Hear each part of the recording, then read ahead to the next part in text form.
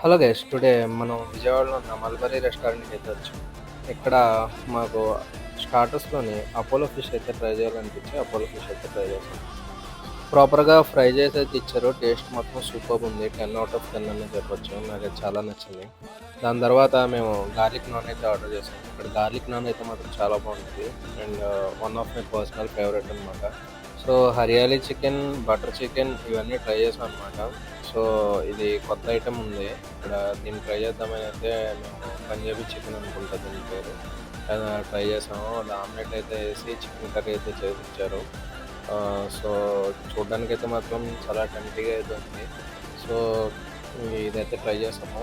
Taste చాలా డిఫరెంట్‌గా అయితే ఉంది. ఒక కొత్త కర్రీ తిన్న ఫీలింగ్ అయితే వచ్చింది. But it's okay. Not that great but బావుంది.